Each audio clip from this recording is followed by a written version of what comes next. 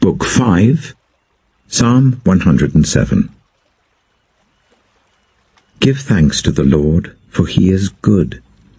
His love endures forever. Let the redeemed of the Lord tell their story. Those he redeemed from the hand of the foe, those he gathered from the lands, from east and west, from north and south. Some wandered in desert wastelands, finding no way to a city where they could settle. They were hungry and thirsty, and their lives ebbed away. Then they cried out to the Lord in their trouble, and he delivered them from their distress. He led them by a straight way to a city where they could settle. Let them give thanks to the Lord for his unfailing love, and his wonderful deeds for mankind. For he satisfies the thirsty, and fills the hungry with good things. Some sat in darkness, in utter darkness, prisoners suffering in iron chains, because they rebelled against God's commands and despised the plans of the Most High. So he subjected them to bitter labor. They stumbled, and there was no one to help. Then they cried to the Lord in their trouble, and he saved them from their distress. He brought them out of darkness, the utter darkness, and broke away their chains. Let them give thanks to the Lord for his unfailing love and his wonderful deeds for mankind, for he breaks down gates of bronze and cuts through bars of iron. Some became fools through their rebellious ways and suffered affliction because of their iniquities. They loathed all food and drew near the gates of death. Then they cried to the Lord in their trouble, and he saved them from their distress. He sent out his word and healed them. He rescued them from the grave. Let them give thanks to the Lord for his unfailing love and his wonderful deeds for mankind. Let them sacrifice thank offerings and tell of his works with songs of joy. Some went out on the sea in ships. They were merchants on the mighty waters. They saw the works of the Lord, his wonderful deeds in the deep. For he spoke and stirred up a tempest that lifted high the waves. They mounted up to the heavens and went down to the depths. In their peril, their courage melted away. They reeled and staggered like drunkards. They were at their wits' end. Then they cried out to their Lord in their trouble, and he brought them out of their distress. He stilled the storm to a whisper. The waves of the sea were hushed. They were glad when it grew calm, and he guided them to their desired haven. Let them give thanks to the Lord for his unfailing love and his wonderful deeds for mankind. Let them exalt him in the assembly of the people and praise him in the council of the elders. He turned rivers into a desert, flowing springs into thirsty ground, and fruitful land into a salt waste because of the wickedness of those who lived there. He turned the desert into pools of water, and the parched ground into flowing springs. There he brought the hungry to live, and they founded a city where they could settle. They sowed fields and planted vineyards that yielded a fruitful harvest. He blessed them, and their numbers greatly increased, and he did not let their herds diminish. Then their numbers decreased, and they were humbled by oppression, calamity, and sorrow. He who pours contempt on nobles made them wander in a trackless waste. But he lifted the needy out of their affliction and increased their families like flocks. The upright see and rejoice, but all the wicked shut their mouths.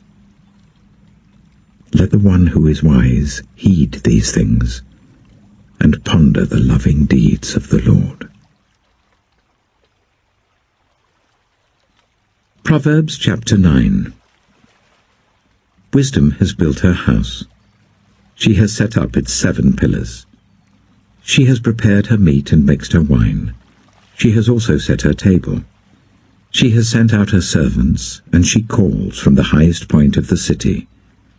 Let all who are simple come to my house. To those who have no sense, she says, Come, eat my food and drink the wine I've mixed. Leave your simple ways and you will live. Walk in the way of insight. Whoever corrects a mocker invites insults. Whoever rebukes the wicked incurs abuse. Do not rebuke mockers, or they will hate you. Rebuke the wise, and they will love you.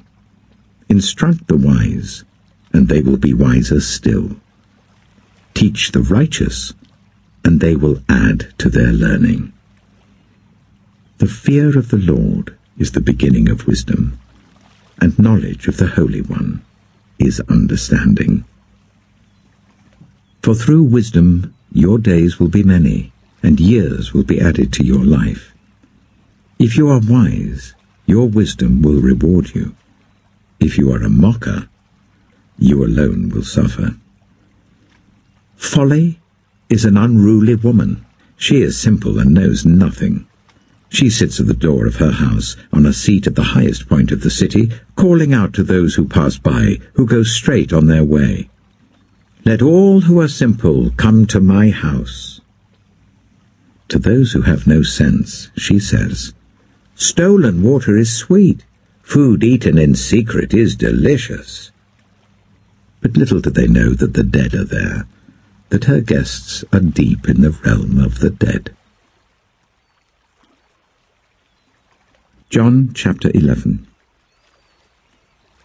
Now a man named Lazarus was ill. He was from Bethany, the village of Mary, and her sister Martha.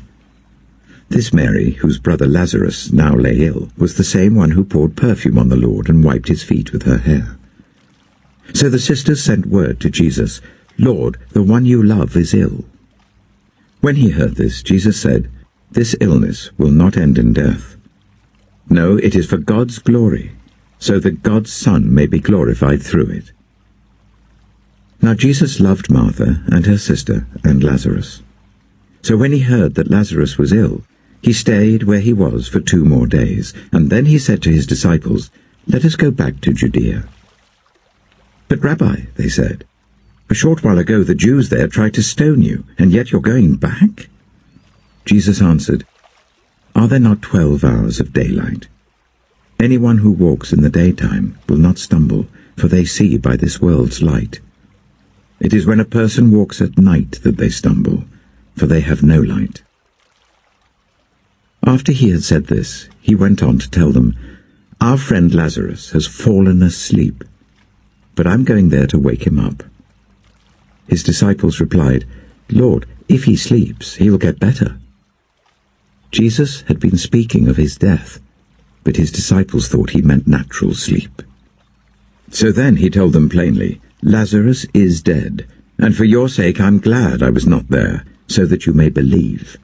But let us go to him. Then Thomas, also known as Didymus, said to the rest of the disciples, Let us also go, that we may die with him. On his arrival, Jesus found that Lazarus had already been in the tomb for 4 days. Now Bethany was less than 2 miles from Jerusalem, and many Jews had come to Martha and Mary to comfort them in the loss of their brother. When Martha heard that Jesus was coming, she went out to meet him, but Mary stayed at home. Lord, Martha said to Jesus, if you had been here, my brother would not have died. But I know that even now God will give you whatever you ask. Jesus said to her, Your brother will rise again. Martha answered, I know he will rise again in the resurrection of the last day. Jesus said to her, I am the resurrection and the life. The one who believes in me will live, even though they die. And whoever lives by believing in me will never die. Do you believe this? Yes, Lord, she replied. I believe that you are the Messiah, the Son of God, who is to come into the world. After she had said this, she went back and called her sister Mary aside. The teacher is here, she said, and is asking for you. When Mary heard this, she got up quickly and went to him. Now Jesus had not yet entered the village, but was still at the place where Martha had met him. When the Jews who had been with Mary in the house, comforting her, noticed how quickly she got up and went out, they followed her, supposing she was going to the tomb to mourn there.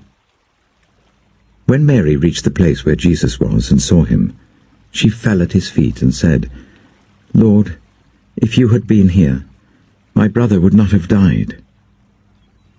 When Jesus saw her weeping, and the Jews who had come along with her also weeping, he was deeply moved in spirit and troubled. "Where have you laid him?" he asked. "Come and see, Lord," they replied. Jesus wept. Then the Jews said, "See how he loved him." But some of them said, "Could not he who opened the eyes of the blind man have kept this man from dying?" Jesus, once more deeply moved, came to the tomb. It was a cave with a stone laid across the entrance. "Take away the stone," he said. "But Lord," said Martha, the sister of the dead man, "by this time there's a bad odor, for he has been in there 4 days." Then Jesus said, "Did I not tell you that if you believe, you will see the glory of God?" So they took away the stone. Then Jesus looked up and said, "Father, I thank you that you have heard me. I knew that you always hear me, but I said this for the benefit of the people standing here, that they may believe that you sent me." When he had said this, Jesus called in a loud voice, "Lazarus, come out!" The dead man came out, his hands and feet wrapped with strips of linen, and a cloth round his face. Jesus said to them, "Take off the grave clothes and let him go." Therefore many of the Jews who had come to visit Mary, and had seen what Jesus did, believed in him. But some of them went to the Pharisees and told them what Jesus had done. Then the chief priests and the Pharisees called a meeting of the Sanhedrin. "What are we accomplishing?" they asked. "Here is this man performing many signs. If we let him go on like this, everyone will believe in him, and then the Romans will come and take away both our temple and our nation." Then one of them, named Caiaphas, who was high priest that year, spoke up, "You know nothing at all. You do not realize that it is better for you that one man die for the people than that the whole nation perish." He did not say this on his own, but as high priest that year he prophesied that Jesus would die for the Jewish nation. And not only for that nation, but also for the scattered children of God, to bring them together and make them one. So from that day on, they plotted to take his life. Therefore Jesus no longer moved about publicly among the people of Judea. Instead, he withdrew to a region near the wilderness, to a village called Ephraim, where he stayed with his disciples. When it was almost time for the Jewish Passover, many went up from the country to Jerusalem for their ceremonial cleansing before the Passover. They kept looking for Jesus, and as they stood in the temple courts, they asked one another, "What do you think? Isn't he coming to the festival at all?"